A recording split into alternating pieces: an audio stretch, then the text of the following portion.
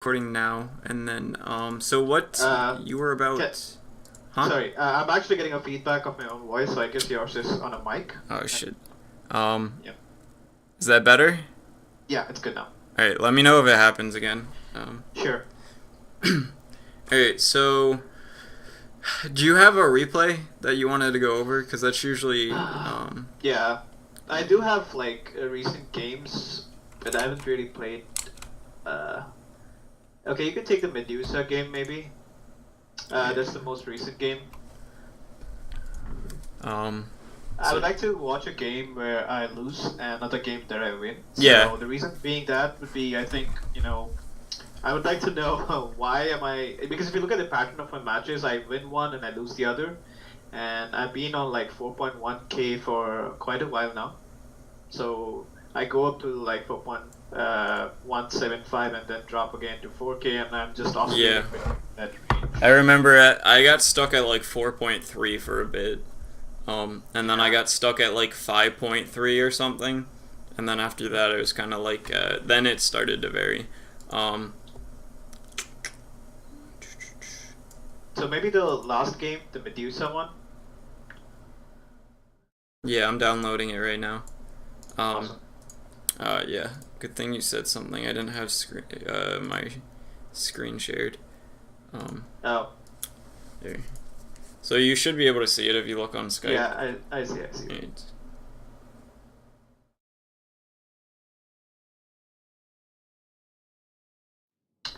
So I mostly play mid carry, position one or two. I of course support if the team needs it that way, but I know I'm a pretty bad support. Yeah.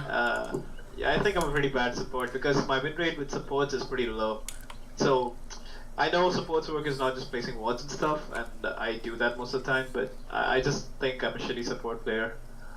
So, yeah, anyway. Well, if you want to do more lessons, I main support, so we could definitely get deeper into that. Yeah, I would like to do that, but Right. as of now, for this session, I would like to focus more on, Yeah. some of the common. I guess one of the reasons why anyone is stuck at any MMR bracket is because there's some mindset which basically doesn't help you get further, or some common patterns of mistakes that you keep repeating over and over Yeah, again. the thing that for me when I was at the 4.3k bracket, the thing that like it was just like a switch. I started playing my games as if my teammates were not actual people and like it was just a bot game. So like something as simple as that can really just get you a ton of MMR. Like I went from 4.3 to like 5.3 in like 2 months after like adapting that mindset. Um, so Okay. basically the concept of that is like you can't micro your teammates. So why even like consider them as people unless like not in like a fucked up way, but like if somebody fucks up their stun, just if you think that they're like not even a person, it won't like take anything away from you. But if you're like this guy's fucking trying to make me lose my game and he misses a stun, then you're gonna like go off the Rage rails. about it. Yeah, Yeah. and then you're like gonna miss a last hit, and then you're like this fucking guy, and then the whole time you're just like focused on somebody else. Um, Yeah. so So the thing with my mindset is like I usually don't rage because I mean I don't rage at all because I know that I make mistakes myself, so I'm pretty understanding in that aspect. But and I also have seen that in matches where I actually communicate with the team a lot more than I normally do, there's a higher chance of me winning. So I try to communicate most of the time nowadays, but what I do find is when I'm playing, especially during the odd hours, say at 3 a.m. or something, most of the time I find people who flame a lot. yeah, So and that's when I mute everybody and I'm like playing like the rest of them are bots. So I have a fucked up sleep schedule, so like I stay up an hour later every day. So some of the times the time that I want to play Dota is just like 5 a.m. But I think what happens with that is, especially at the higher brackets, um, there aren't as many people on that are around your behavior score. So I think they sacrifice common behavior score before they sacrifice common MMR, meaning hmm they'd rather I have you understand. get a 4.1k game with horrible people than get like a 3.8k game with With good people that. people. So yeah, there's definitely some truth to that. And with the communicating, like, yeah, it's nice if your team's communicating, then fuck yeah, go for it. But it's like, don't try to make something happen that's not gonna happen. Yeah, I don't do that. I just, yeah. So, the first thing that I want to point out that's like actual, is you definitely need to be queuing up your quick buy. You can have up to 8 components in here, and this is something that I talk about in like all of my coaching sessions. There's a lot of benefits to it, and the one that's the most mindset, which is what we just talked about, is if you're spending this time right now figuring out what you want in your quick buy, you're thinking about what the lane's going to be like and what you need to do to react to that, and what's like the worst case scenario. So just from a improving standpoint, like mindset and learning all of that, it helps you improve, because if you make a prediction and it's wrong, you'll learn from it. But if you don't make the prediction at all, you're not going to learn anything from it. So it'll make you learn. And then there's 3 main benefits to actually doing it, like game-wise. The first being it saves you time. Like if you have to get your boots from the side shop and you want to get your wand, you save like 3 seconds doing it. And that could be a last hit and a deny or some shit.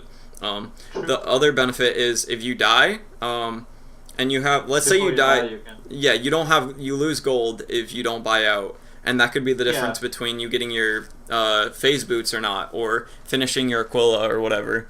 So if you die like 6 times in the game, that can easily be like 500,000 gold or something like that. What was the other one? I forgot what the other one was, but I think it was tied with the other 2, so it's not too important. Alright.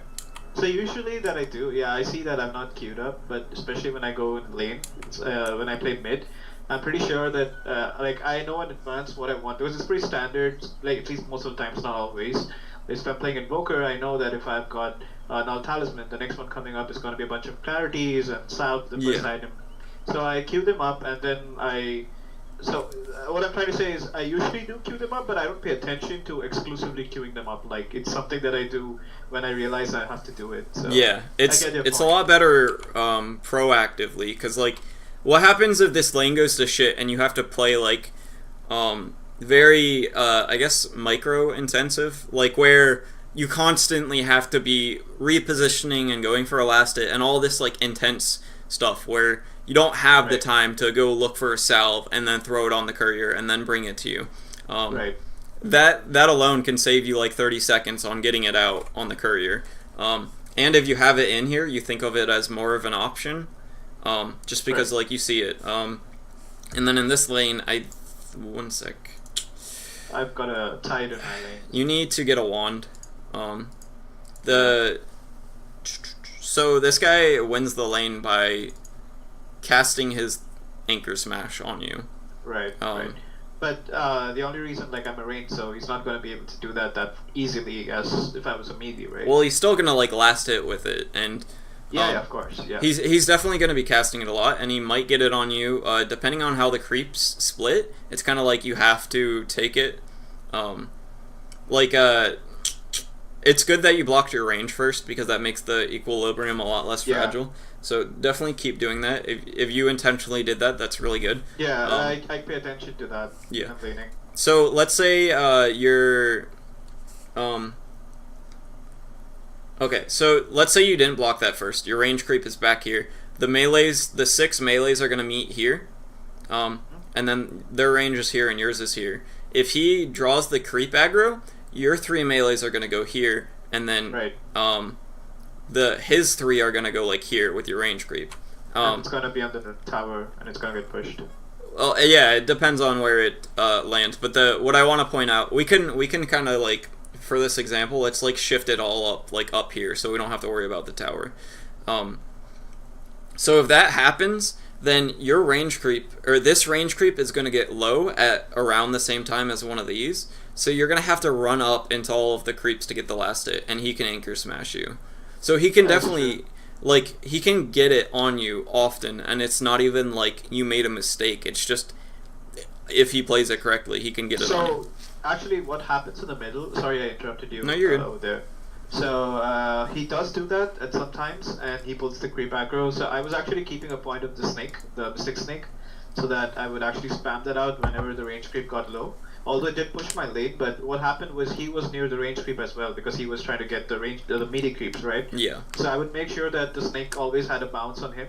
So I was kind of passively, not passively, but I was like, at some point I was like letting it happen so that I could get the extra bounce off of him. Yeah. But yeah. And the wand would be awesome with that, because, like, every few times he casts, like, Snake, if you think about it, it doesn't actually cost 140 mana, because you're almost always getting mana back, so it's closer to, like, 80 mana or something like that. Would you agree with that? Yeah, of course. So with that, whenever he casts Anchor Smash, like, however many times Snake actually costs, not only are you going to be throwing out more of these, so he has less mana to cast it, but when he does cast it, you're getting more mana to throw out more Snake. So it's kind of like, just having a stick here would be really good. And it's really good on her because she's one of the most effective heroes, tank-wise, with a stick. Because this is just fucking ridiculous when you can heal yourself for like 225 mana and health. That's like 600, 700 mana or health on her. That's true. Because of mana shield. And oftentimes enemies like to get something that reduces, like, this guy's intelligence steal, and then this guy might get a diffusal. Like, people just like to get mana drains against Medusa. And stick is really good against mana drain, because maybe you pop your stick and then you get a snake and then you get 300 mana from that back. True. Yeah, so, I get your point. Yeah, and then the little bit of health regen is really good on her, because if you get an Aquila and a wand, you can sustain pretty well off of that by using your mana shield when you have max mana, and then like tanking some with your health regen. So you can kind of balance it off of those two items alone to tank jungle creeps, and then of course throwing in some snakes. But if you don't have the wand, you don't have any way of recuperating the health regen until you get a Mask of Madness. So it's that's like a quick little intermediate.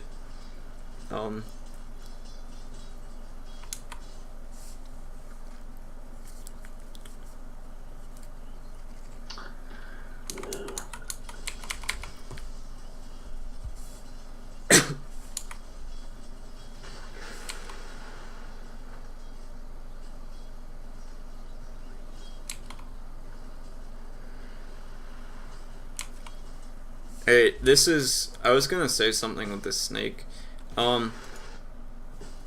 It pushed out the wave and then let this one die? Yeah, it's just like, this is exactly what you want out of a lane. Like, you can get all of the last hits and all of the denies. What's throwing the snake on him gonna accomplish? Like, even if you kill him, who cares? All he's getting while he's here is 25% of the experience of the lane. Oh, that's true. So, like, if you kill him, you get, like, maybe, like, 80 gold or something. You get less than that, because they nerf the shit out of early kills. So, it's just like a... If you think about it that way, it's, like, obviously not good, right? Right. So I was actually now pulling the... Okay, you got the deny.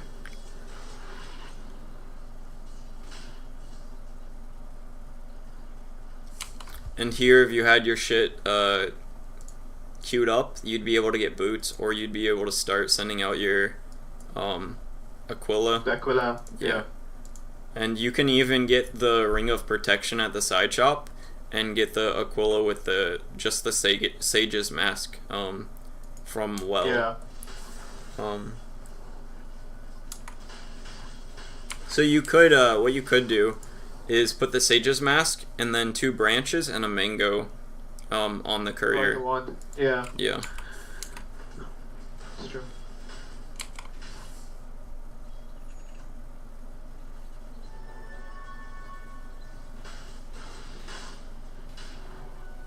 And this is kind of like, imagine if you had a wand, you'd just be like topped off on everything.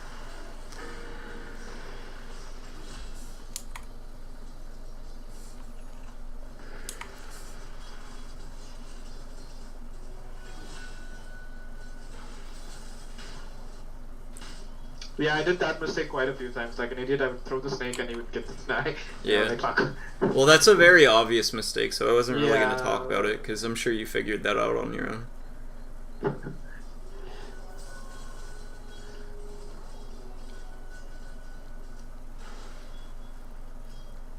So the only thing that I was trying right now, maybe I should have done it differently, was constantly spam the snake so that he's low on mana and HP, and he doesn't actually come forward to contest in.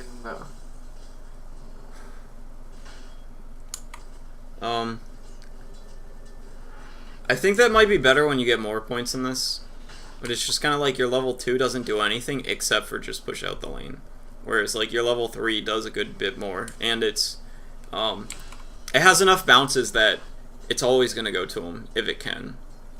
Whereas the level 1, I think it becomes significant at level 3. Yeah. Yeah, true.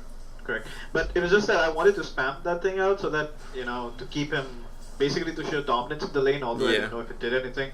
But it would be a lot better if you could communicate with your support, because you could be pushing out, and then he pulls every They were other. actually in mid most of the time because our SF was getting shit on. So, and he was getting constantly ganked by Rubick and Earth Spirit, so I was like, okay, just go help him out, because this lane is pretty much in an equilibrium sort of a thing. Yeah.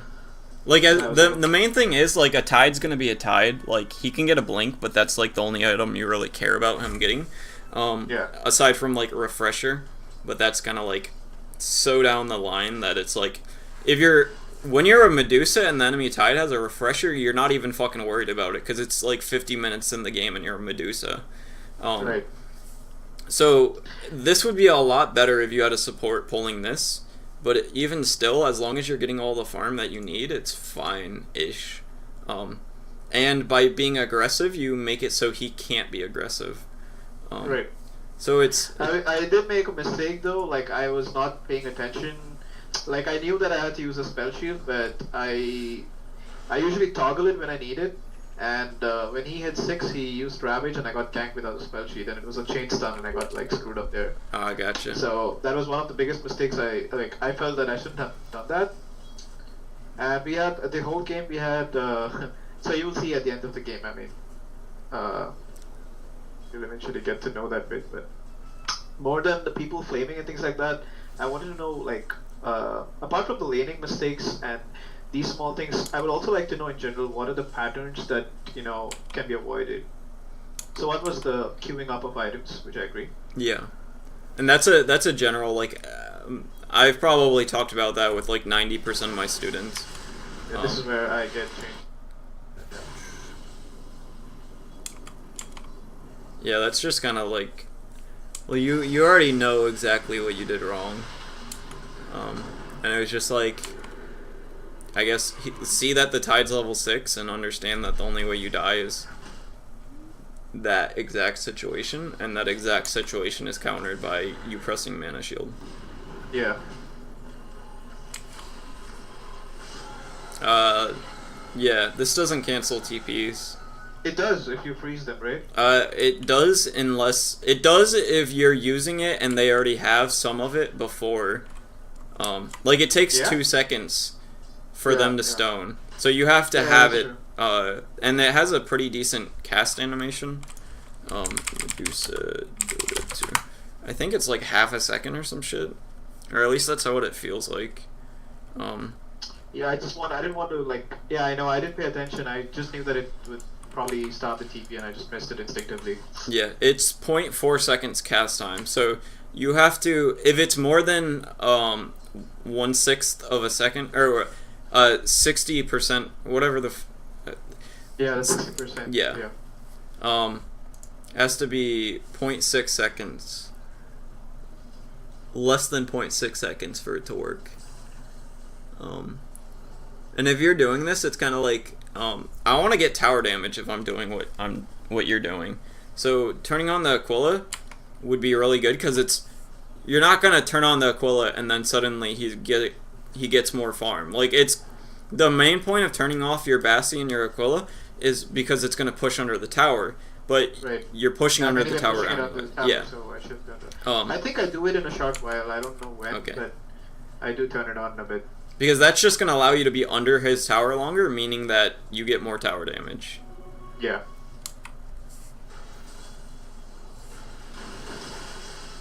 Lol.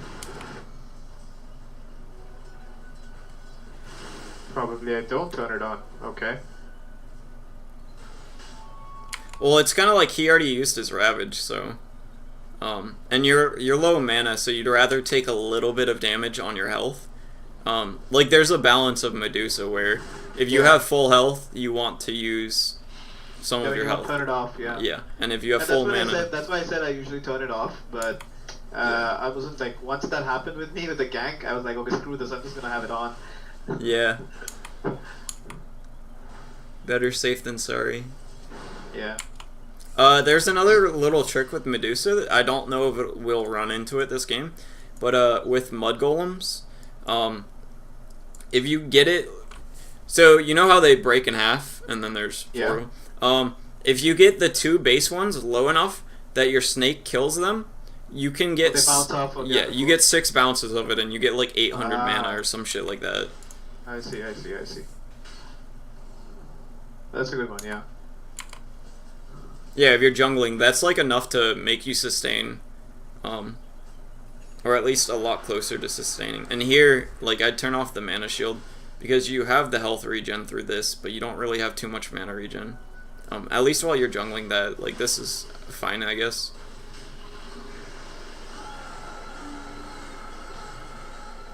I don't really like that ult.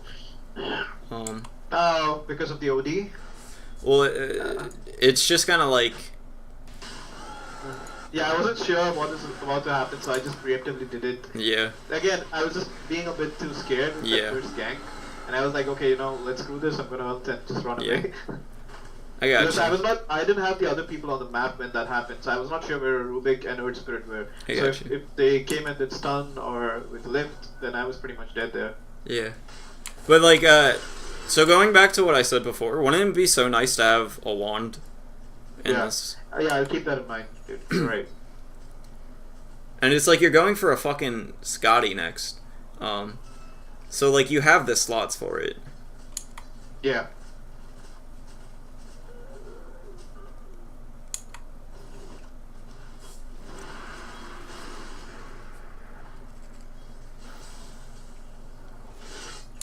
Is there something I could have done more, like in farming, make it more efficient? Because I see 82 creeps in 40 minutes is pretty. It's. I would say it's not awesome. It's just okay. The most that you could really do is try and push out, like go to the small and medium camp. Kill this as quick as you can and then take the hard camp. I don't think you're quick enough to take this camp. But I was doing that. Is there something in lane mechanics that you would like to, advise on that I was doing wrong or I should pay attention to? Not too much, really. Like, aside from all the stuff that I pointed out, like, you can try and push faster and then, like, if you're committing to the pushing the tower thing, like, fully commit to it, and then, that allows you to, what you're doing here is good. I would definitely be asking for a ward here.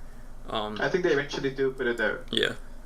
That's something that, like, be like, hey, if I get a ward bottom, then I can solo. And then they're like, oh, cool, I can go fucking do other things. And all I have to do is give them a ward. So if you can communicate that, that's definitely good to do. But, like, the rest of it is, you can kill off a creep wave in very quick... Like, it takes you, like, 3 or 4 seconds if you snake and then auto-attack down a creep wave. So you have time to come over here and take it. It's just like, you have to commit to pushing hard and quick, as opposed to, you're kind of like soft pushing, if that makes any sense. I mean, I'm not like... You're not... What do you mean by soft pushing? You're not like immediately killing it off. I see. Like you're kind of... the other thing which I was doing this game was giving Rubick my ultimate, which was, well, I did try to later on toggle between my mana shield as soon as I casted my ultimate. Yeah. The reason what was happening is I was pressing the ultimate and immediately pressing my Mask of Madness. So. Gotcha. So then what I was trying to do is switch between my mana shield and then turn on my Mask of Madness. But See, this is what you should be doing. Um, you immediately kill off the creeps here. Like it takes you. You should be right clicking it, but like, see, this is what like soft pushing. You snake it, and then like, why aren't you just like auto attacking it down? because I was not sure of the tower aggro and the other people roaming there. So I mean, although Well, you have a ward, and he just TP'd, yeah, I was so scared. I'm yeah. scared of that. Well, this is Yeah. what I'm talking about. Soft pushing, where you throw out your snake and then you wait a while to right click them down when they could have been dead like 3 seconds ago, and you could have been moving to the jungle. Right. So this is kind of soft pushing. I'm sure it's not an actual term, but that's just the first thing I thought of. Yeah, you wait a whole snake. So it took you 11 seconds, or like 12 seconds to kill off a creep wave, when you could have done it in Right. like 4 and then been over here. Right. Right. So that's like how you would be able to jungle also. And then like you could have snaked this like right here, Yeah, I do and that. I do. I actually make it like it's more psychological, but I like to get them low and then hit a snake so that it bounces off all of them and kills them in one well, go. this is kind of like, you don't want to be fighting, you just want to be farming. And if you just No, I'm not saying about that. I mean, I could have snake here and done right clicked. That's Yeah. one way. The Yeah. other thing is I right click them, get them low, and hit the snake. So Oh. it's like Oh, yeah. psychologically how that helps me is when the snake hits and gets the creep. I like that sound of it. So Oh, got you. Well, the thing with that is that yeah. the cooldown for this doesn't start until the end. Yeah, that's And then you have a ton of creeps getting low at the same time, with your creeps there, so it's like easier to miss a few of them, as opposed to if you snake first, then you can kind of, at least in my opinion, it's a little bit easier. I see. And using your phase between the lane and shit, like you nuke it right away. I really think nuking it right away is the best, because then you can use it sooner if you need to.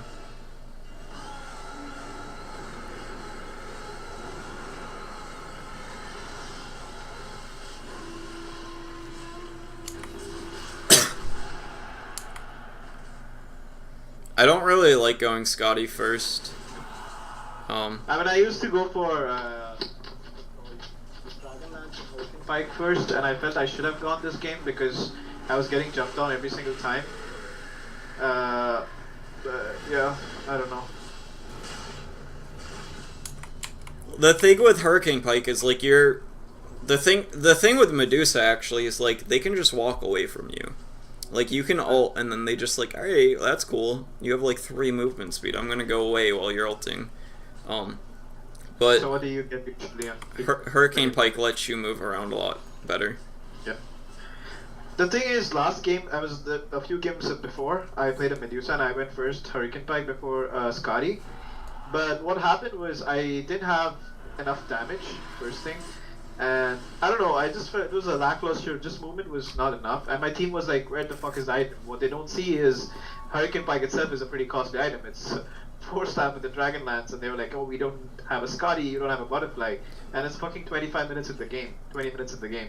Well, if you look at it, like the stats are actually really good for Medusa. It's 20 agility. Like if you compare it to Scotty, all you're really missing is 5 agility, damage wise. Yeah. And then you're missing like some strength and some intelligence, but you're getting the health regen, and then you're getting the extra attack range, and the active is super good. So Yeah. So do you usually go for like Hurricane Pike followed by Scotty, or? it depends on the game really, and I haven't really. I always contemplate between getting a Maidstrom because that also expedites the farming really quick. Yeah. So I like the Maidstrom as well, but I'm not really sure what to go when. Like this game, I wasn't sure if it was a Maidstrom game. Huh.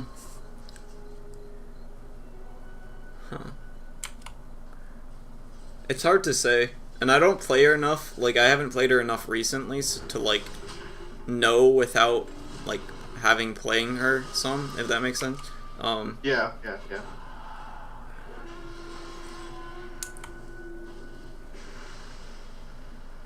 I'm trying to think about it. But I do want to point out that you should have got your damage talent a lot sooner. Like, this doesn't get too much better in the early game, whereas the 20 damage allows you to farm a lot quicker. Or, like, if you're gonna wait till 15, then the evasion talent starts to get better. Because the evasion is good the whole game, whereas the damage talent, like, falls off. That's true. But then the Omni Slash still goes through, right? It's kind of like... I think the mechanics of Omni Slash is he can attack between his slashes. Right. So those attacks will miss, but I don't think the spell ones won't miss, but I think his attacks between will miss. But I think you're more worried about this guy. Yeah. Because actually. The pure damage and the intelligence steal is huge. Right. So you're more worried about that, and this guy's just kind of like, he has a diffusal, so you're kind of worried about that too, actually. Yeah. But I don't know if the diffusal works on the Omni Slashes. I think it does, because if he's doing auto attack in between that... Well, yeah, that's what I'm talking about, the attacks from the Omni Slash, as opposed to the ones between the Omni Slashes. Yeah, I'm not sure about it. But yeah, evasion's going to be really good this game. Yeah. Because they're really just going to... These are the only damage sources. You're not really worried about Ravage. You're not worried about anything this guy does. So the other thing that happened in the game was... I mean, although I'm like pretty strong in tanking the Omni Slash, but I needed someone to share it with me. So what usually happened was the moment I would get Omni Slash, my whole team would spread out. They would not come towards me and share it so that all of us can sustain and fight. Yeah. So the moment I do that, everybody runs away and I'm there just tanking the whole thing and dying to it. And I was like, someone please share it, at least I'm not going to die to it. I got you. I think there's a lot of items you need this game, really. I think Scotty's not the right item this game. Mainly because... I ended buying a Scepter. Yeah, I saw that. That's definitely wrong. That's because I was like, every single fight, the Jug would leave the whole team fight and come behind me and my team would just run away. I was like, fuck this, I'm getting a Scepter. Well, you could get a Manta and it would tank up a lot of the Omni Slashes and also do stuff. Yeah. The Butterfly's good. But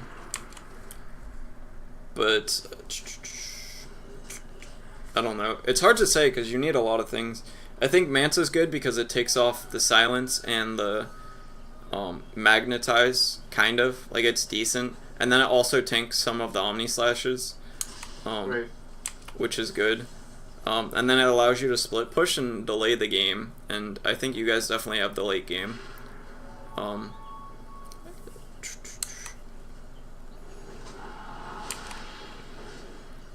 I think Hurricane Pike would have been better than Scotty.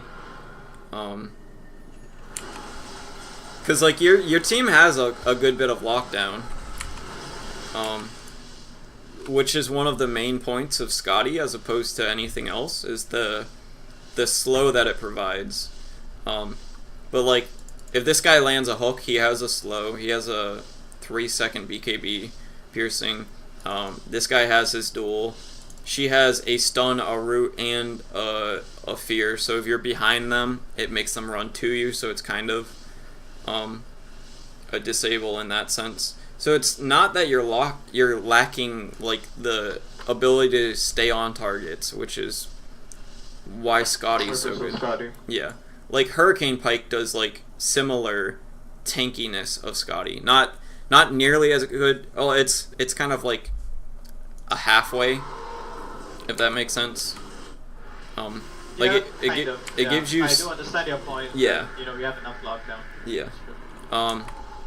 So you're missing a lot of the point of Scotty in this game. Like, it'd probably be good as like a 6th item or some shit like that, but not as your first. I see. I think BKB also could have been good. Because I'm pretty sure this doesn't go through BKB. The mana burn, like I'm 90% sure it doesn't. And then Ravage. I think it doesn't. Yeah. And then all of this guy, This guy's not Yeah. like if he's right clicking you and you're BKB'd, you don't really care because you don't. And then this guy. I needed some sort of damage in the team. We didn't have any. We actually didn't have any damage. I don't know why, but the whole damage was lackluster in the team, and I was like, okay, let's go for a butterfly. At least I'm gonna, do some physical damage with it. And Yeah. then at the end, my team is like, go get divine. And I'm like, okay. Lol. Yeah, it's. What I was trying to say is like you need a lot of items because you do need the damage. You do need something to deal with all of them, and then you also Yeah. kind of want Hurricane Pike. So it's like Scotty just doesn't do like Anything. those at all. Like it's a nice thing, but you need other things to do other things. Right. So I think a Hurricane Pike first would have been good, and then either Butterfly or BKB, and then the next one after that. So if So you here's what in this fight. Here's what happens. So Juggernaut comes over to me and look at everybody. They're like, I'm like, please, Yeah. no one help me.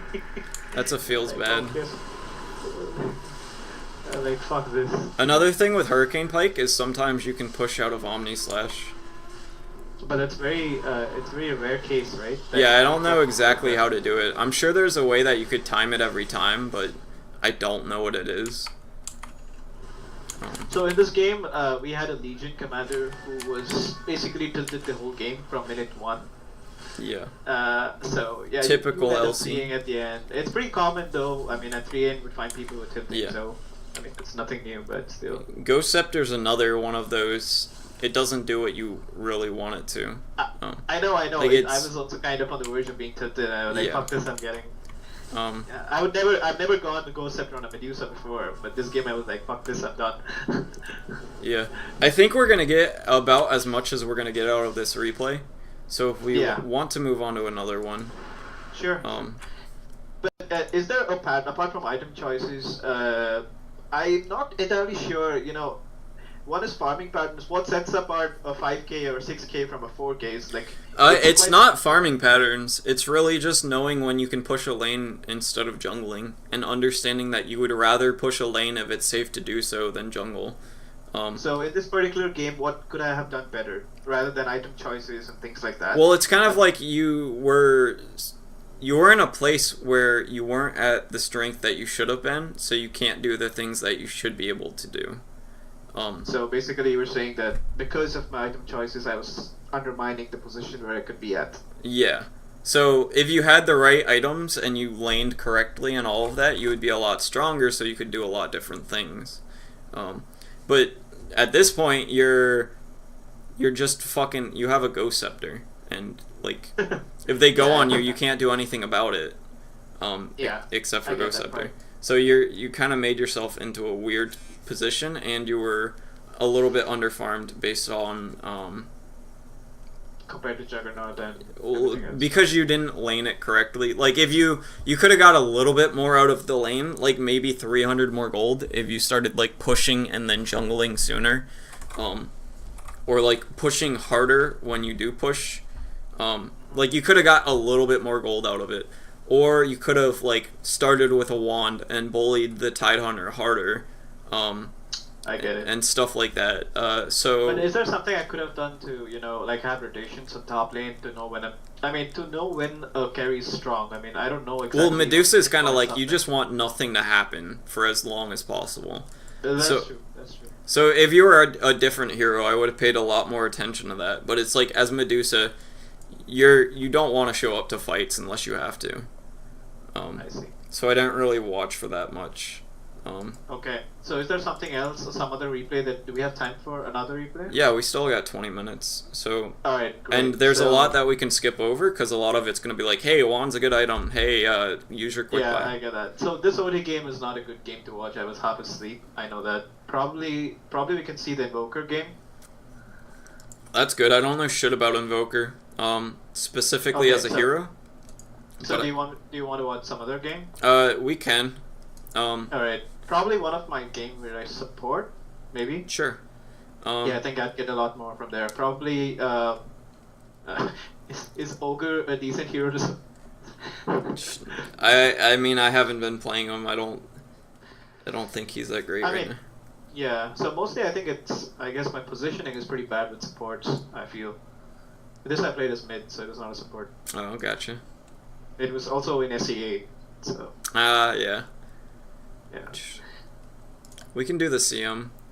CM's kind of like weird though, cause she doesn't really do anything. I don't. Well, I like she does, but it's like, it's weird. I don't like the Kaya. So mind you, these games are in SEA, so I gotcha. So this game, Glimmer Cape and Force Staff would have been really good.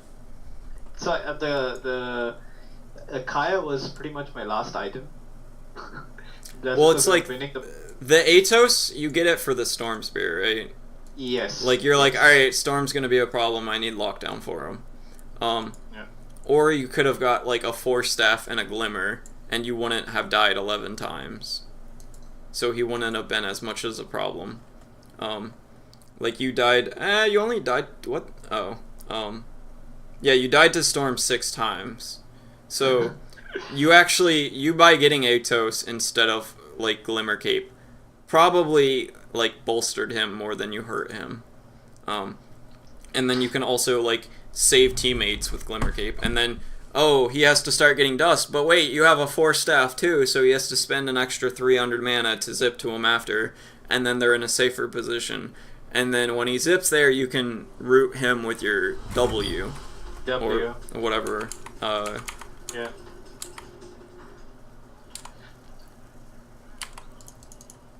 So you should definitely give 2 tangos to your mid. I think I do that. No, I don't. Oh, he has his own, but No, when I'm playing a rank, this is like okay. This is when you're playing with fun game. Yeah. So I play on US East usually, but with my friend I play on SEA. I got you. And they're all like 2K and 1K. So here, you want to be walking this way instead, because if you could have gone up this hill and just got stunned and died. Right. Like that. Right. It's a 5% chance it's gonna happen, but it's still like you can just lose the lane off of doing that.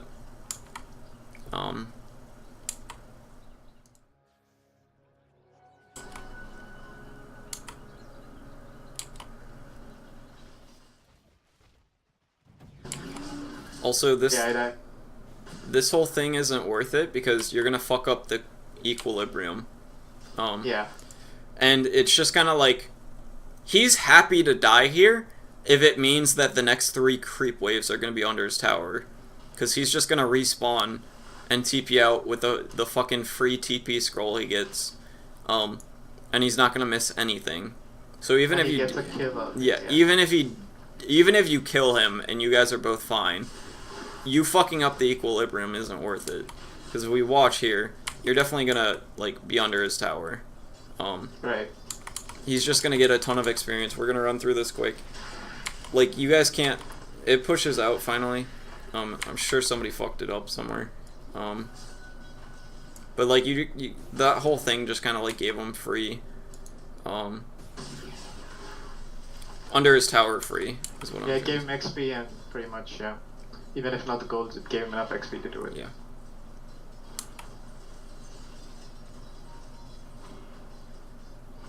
And I just don't really like ganking as CM. Because she's super slow?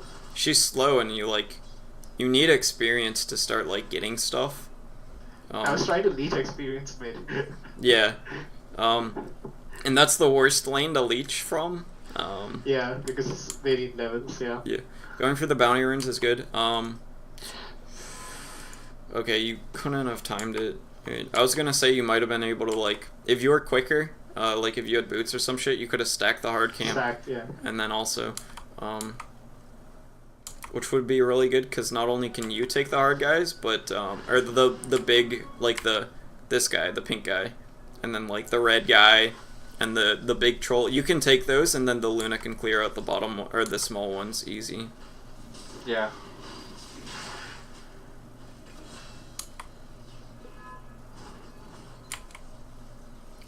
Here I'd be jungling.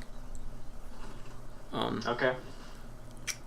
Because like So when do you compromise on actually going for ganks or staying in the jungle, because it's kind of like the thing that makes me want to jungle here is you don't have kill potential in the storm. Like even if Storm is not yet 6, right? And Clinks has enough damage to he has enough damage, but you have 0 movement speed.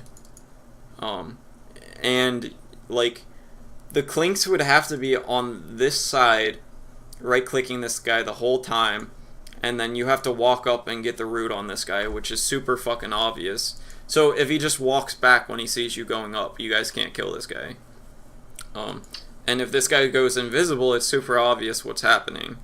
Right. So it's like if this play could work, it would be amazing, but it's not going to. And it's just kind of like the probability of it happening is like maybe like 3% chance. Or you could just like go kill some creep while the Magnus is respawning and then zone him out when he comes back. And like I would argue that jungling helps your mid lane more than going mid, because you can get more points in the aura quicker, and then he'll have a few more searing arrows every minute or so. And then it would also help the off lane and the so it's just kind of like all you're doing here. You'd even be better off just not leeching this guy's experience. You do it here. Nope. You have a clarity running and you have full mana and you're not casting your W until after the clarity runs out. If you have a clarity running on CM, you always just kind of like want to W a creep if you can, because it's like, why not? Yeah. Again, quick buy. And it's very important for your Weaver to have a ward top. Because like if he gets stunned by the ogre, he's gonna get stunned by the witch doctor, and he's gonna take a ton of damage. And if that happens once, and then it happens again, he dies. But if he has a ward, he can just like not let it happen. So it's kind of like looking at. It's very important to look at all the lanes and look at what they need in terms of like you being there and you warding and stuff like that. Like the Weaver doesn't need you there, but he would love to have a ward there, right? Right. So that's just like Weaver's. Has he died yet? No. I was hoping he'd die, so I could be like, look, if you just warded, he wouldn't die. And he's dead. Hog champ. So hopefully this. So let's say he has a ward, like a ward right here or here, and then let's imagine, because that's a pretty common spot, and if he has that vision.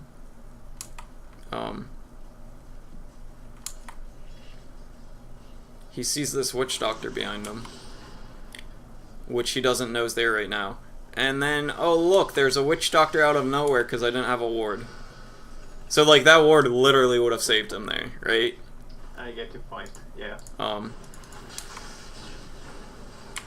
And that's just kind of like, to get good at supporting, you have to look at what all the lanes are gonna play out.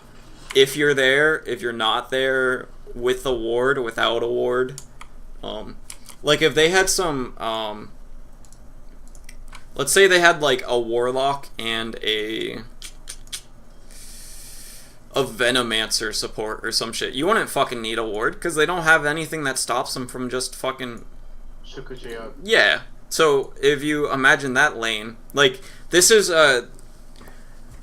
the difference between a good support and a bad support at the lower levels, is you think about these things. Because if you don't think about it how I taught you, then you might just be like, alright, well I always need to give the offlane a ward. But it's like, he wouldn't care about a ward if he had a warlock and venomancer in his lane, really. Right. And you'd rather just have one mid or like up here or some shit. Makes sense, yeah. I agree. Do you think this is helpful? Yeah. Going over the support stuff? Okay. The thing is that like with support I don't I would like to know what to do usually, and I would like to know what you think when you're playing support, because I usually find myself off position, and I die pretty easily a lot. It's, so the first 10 minutes as a support are like the main ones, or at least they're like the difference between a good support and a bad support is very telling in the first 10 minutes, and then from there it's just kind of like if you sit behind your team and you cast your spells correctly, that's like. I think I should have a rubick game. Well, I'm going over mine so we can talk about what I'm doing and my mindset over it. Good. Yeah.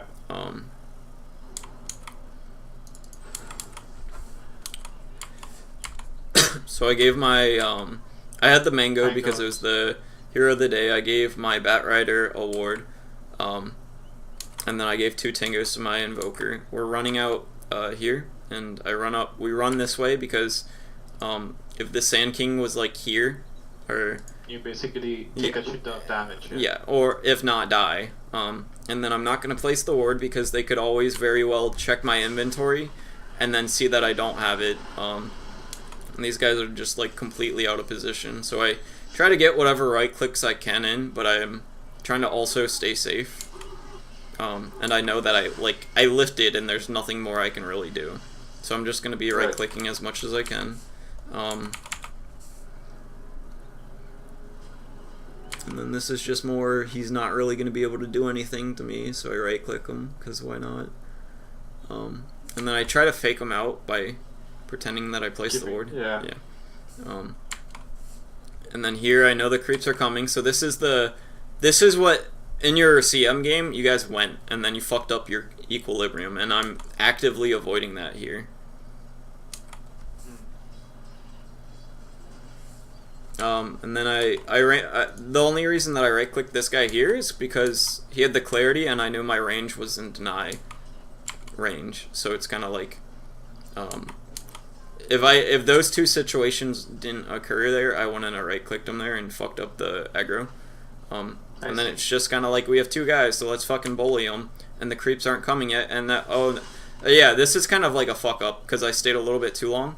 But, the thought was, alright, we're gonna harass them while the creep waves coming. And that's one thing that I don't see a lot of supports in the lower games doing, is you have to think about it like, you can harass them for like 20 seconds, and then for the 10 seconds that the creeps are running down here, just back off. And then harass them for 20 seconds, and then back off for the creeps. Because if you don't back off when the creeps come, you're going to fuck up this, and then the creeps are going to end up here, and then you don't have that opportunity anymore. Right, right. And it's kind of weird as a support now, because you can't stack until 2 minutes. And then I hold my lift here, because the only way he's going to really survive is some cheeky shit, and now he's salved, and he's just going to die. Hopefully.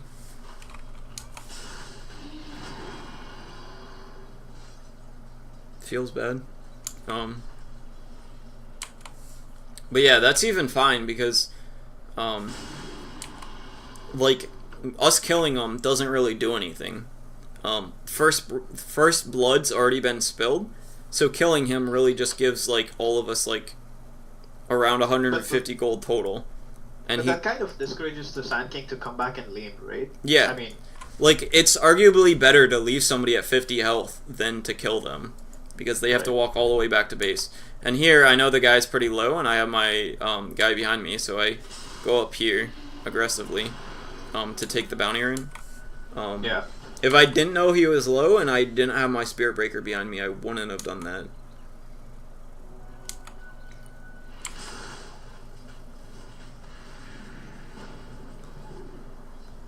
And then I lifted him there just because it caused him to miss 3 last hits.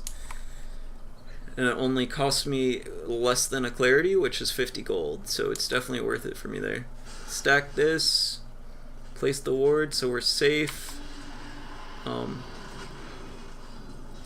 Wait to lift a little bit.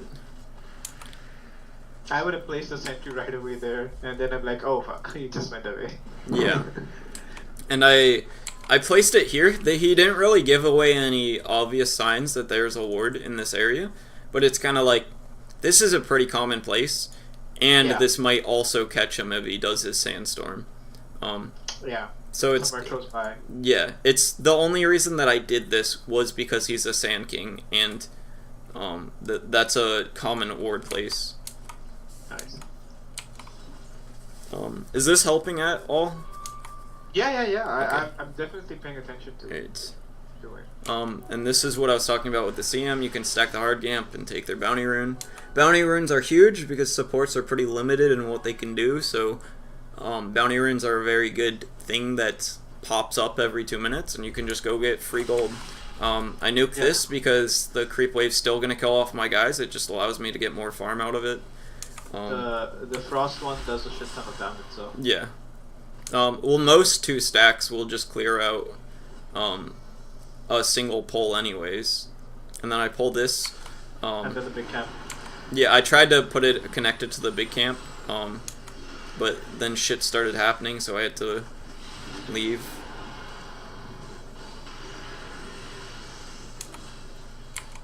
And then here, I duck down here, because I don't want him blasting me and possibly killing me. So that's just a slight movement that might have saved my life.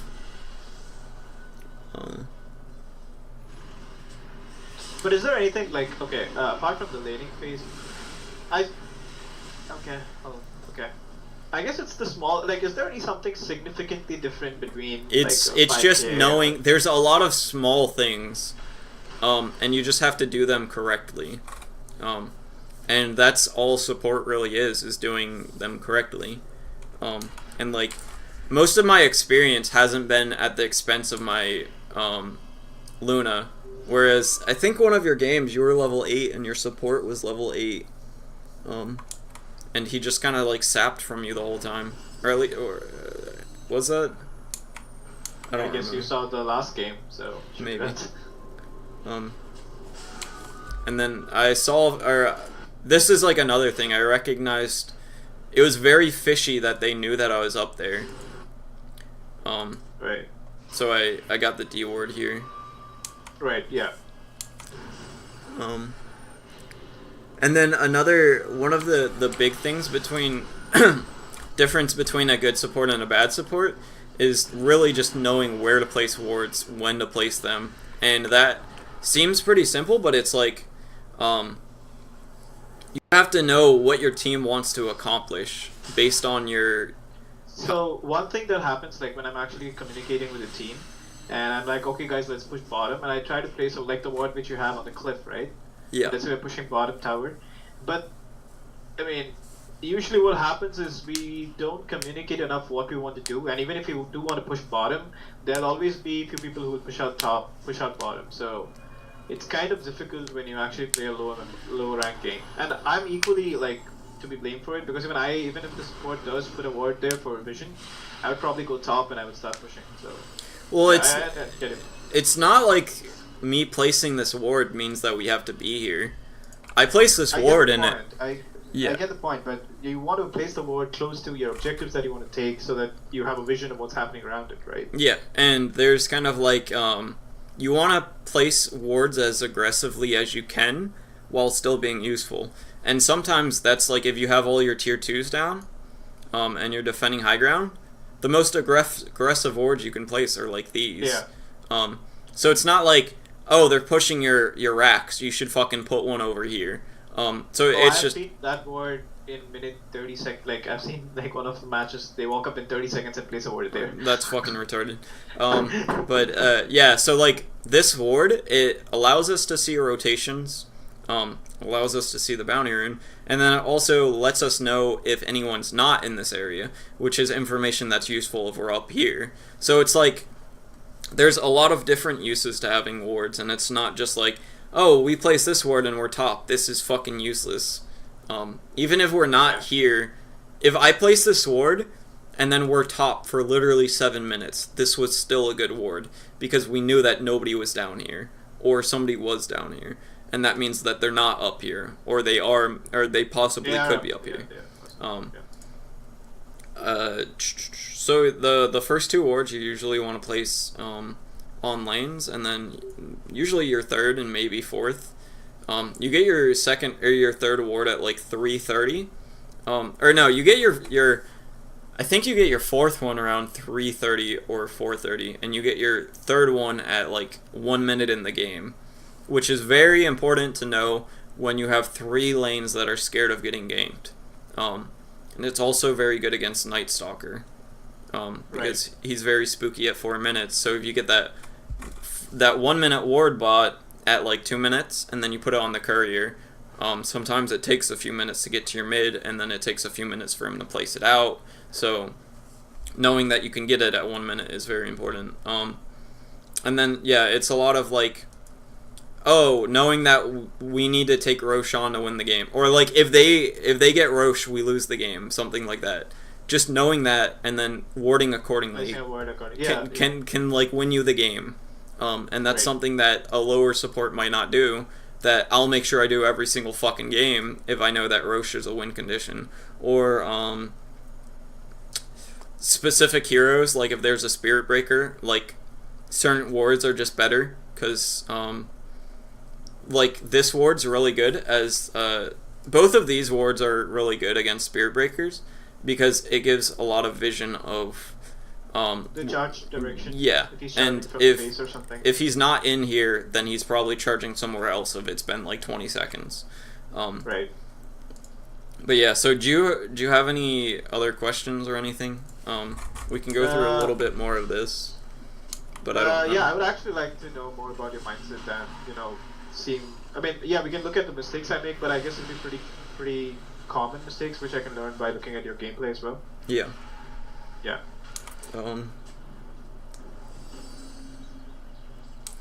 Well, I think we covered most of the early game stuff, and that's most of the support. And then the later game stuff is like I might do some stuff that's mechanically better than like a 3K would do. Like especially with Rubick because he has a higher skill cap. Right. But it's but when you mean that, do you mean like taking spells, stealing spells? Yeah, or like saving lift for something like Sand King, or saving it for somebody TPing out, or using my nuke at the start of the fight to give the less damage, or doing it at the end because Puck might not expect it and I can get a kill on him. Switching my null field at the right time, small stuff like that, which is like, it's nice, but it's not the biggest deal. Like, I might do in a team fight, I might do 20% contribution instead of 15%, just because I'm better than a 3K. But where I make most of my contribution is being in the right places so I can actually make any contribution, placing the right wards, building the right items, like Glimmer Cape would probably be really good this game because people want to stay still with this guy, and this guy's most of their lineup is magic damage except for her. They want to stay still because of this, and yeah, so with those two alone, it's like Force Staff wouldn't be great because you'd push out a coil and you'd get stunned. Right. So it's like that also is very important. So it's a bunch of little things, but yeah. So we're gonna have to wrap it up in the next few minutes. So if you have any final questions, not regarding support, but yeah, I mean nothing in particular. In general, I do understand when you told me about Medusa and the farming. I mean, what I should have got as an items and things like that. But is there like a set of like checklists? I mean, I know I sound ridiculous right now when I say checklist, but there are certain things that even pro scenes they talk about sometimes, especially while spectating the games. They're like, okay, they should do this, and understanding that this is your lineup and this is what you should be doing. So when you queue into a ranked game that you are really tryharding, do you actually have such kind of checklist or something? It's very game dependent, and it's a huge. I think what you're looking for is like, here's a sentence, and now that you know this, you're gonna go up 500 MMR. And there really isn't that. I'm not looking for a sentence, but there's definitely a pattern because of which I'm repeating it between 4.1k, 4k, like I'm oscillating at 4.1k, and there's definitely there's a reason why I'm here. I mean, leaving out everything else. one of the big things is understanding that there's fundamentally nothing different between me, you, and RTZ. So it's not like I'm just genetically better or anything like that. It's like No, everyone I'm can. talking about that. Yeah.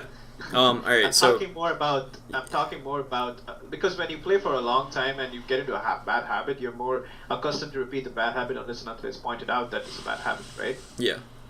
So that's the whole point. So for people who are in 4K bracket, lower 4K bracket, we definitely lack some practice, which people at the higher skill don't do, or we don't pay attention. Well, I to pointed something. out a bunch of those. Right. Exactly. So Yeah. there isn't any small thing that I point out more that'll help your gameplay too much. Like the wand was a pretty big deal. Getting the Scotty's a pretty big deal. Getting the Ghost Scepter's a pretty big deal. Like all of those things together might give you a 5 or 10% more chance to win that game. But if you have a 5 or 10% more chance to win every game, then you're going to go up like 500 MMR, and then you're going to run into new problems, and you're going to get punished in different ways that I can look at and be like, oh, hey, you got punished here because of this mistake you made 2 minutes ago. Right. You're correct. So it's you gotta don't skip the small things is what I'm trying to say, because Dota is really just a bunch of small things. That's true. Alright, I'll pay attention to the item choices that I make and the small things that I do. And like And pushing the probably- lane, using your quick buy, buying out, TPing in certain places, understanding what your win condition is another big one. Like knowing if you know that you guys just have to go past 35 minutes, you play differently, and thinking about that is very important. But knowing that you also, in a different game, the game gets much harder at 35 minutes, knowing that's another thing. And then, oh wait, do we need Roshan to push high ground? Do we have a hero that can take Roshan? If not, do I need to build something that helps me take Rosh? So that's another rabbit hole to go down. Right. But yeah. I get the point. So if you have any small questions, feel free to message me on Steam. Sure. And we can just set up another session after you get a few more games in, and then go from there. Definitely. Right. Alright. Thank you so much. Yep. And I'm gonna put this up on YouTube, and I'll send you the link. It should probably be up in like an hour. Alright. Awesome. Thank you so much. Alright. Yep. Have a good one, dude. Have a good day. Yeah.